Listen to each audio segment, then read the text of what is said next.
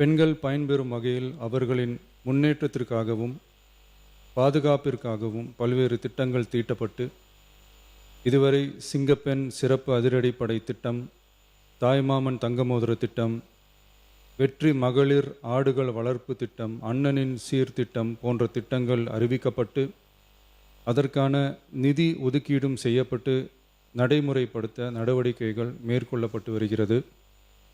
மேலும் நமது அரசு மக்களின் வாழ்வாதார முன்னேற்றத்தினை முதன்மை நோக்கமாக கொண்டு வெற்றி தொலைநோக்கு திட்ட ஆவணத்தினை வெற்றி விஷன் டாக்குமெண்ட் வெளியிட்டுள்ளது. அந்த திட்ட ஆவணத்தின் அடிப்படையில் இலக்கு நிர்ணயம் செய்து பல்வேறு திட்டங்கள் அடுத்து வருகின்ற 1ஆம், 3ஆம் மற்றும் 5ஆம் ஆண்டிற்குள் நிறைவேற்றத்தக்க திட்டங்களாக வகைப்படுத்தப்பட்டுள்ளது. சிறப்பினமாக பெண்கள் பயன்பெறும் வகையில் பல்வேறு திட்டங்களுக்கு செயல் வடிவம் கொடுத்து இவ்வரசு நிறைவேற்றும்.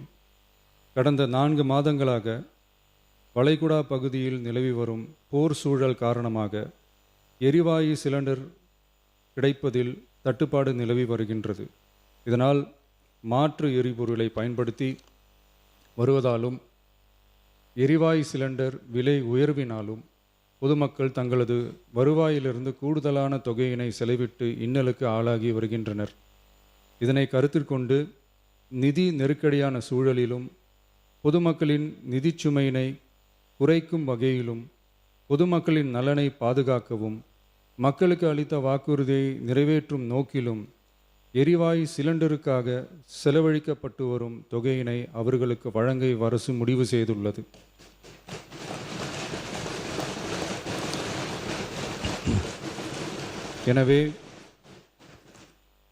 எனவே குடும்பத் தலைவிகள் பயன்பெறும் வகையில் முதல் கட்டமாக அன்னபூர்ணி சூப்பர் 6 திட்டத்தில் ஆண்டிற்கு 3 விலையில்லா எரிவாயு சிலிண்டர்கள் வழங்கப்படும்.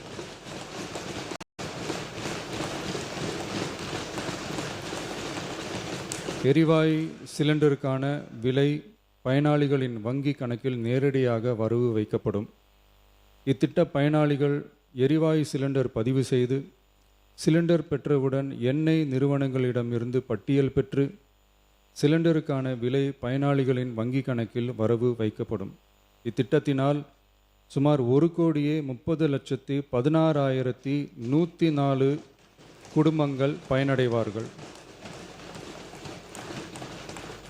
அதாவது ஆண்டு வருமானம் ரூபாய் 2.5 லட்சத்திற்கு மிகாமல் உள்ள பொருளாதாரத்தில் பின்தங்கியுள்ள குடும்பத்தினர், சிறு குறு விவசாய குடும்பத்தினர், மாற்றுத்திறனாளி குடும்பத்தினர் போன்ற சமூகத்தில் உள்ள நலிந்த குடும்பத்தினர் பயனடைவார்கள்.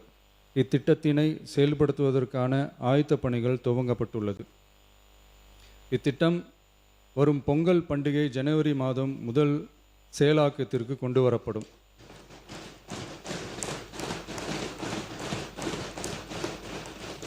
இத்திட்டத்திற்காக ஆண்டுதோறும் தோராயமாக 4000 கோடி ரூபாய் ஒதுக்கீடு செய்யப்படும் என்பதை மாண்புமிகு பேரவைத் தலைவர் வாயிலாக இந்த அவைக்கு தெரிவித்துக் கொள்ள விரும்புகிறேன்.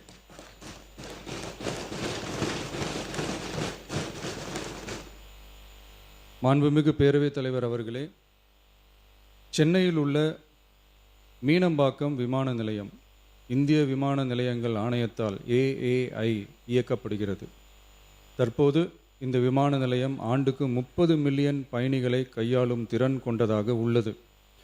வளர்ந்து வரும் சென்னை மாநகரத்தின் தேவைகளை கருத்தில் கொண்டும் பயணிகளின் வசதிகளை கருத்தில் கொண்டும் தொழில் வளர்ச்சியினை கருத்தில் கொண்டும் சரக்கு போக்குவரத்தை அதிகரிக்கும் வகையிலும் புதிய விமான நிலையம் அமைப்பதற்கான தேவை ஏற்பட்டு உள்ளது.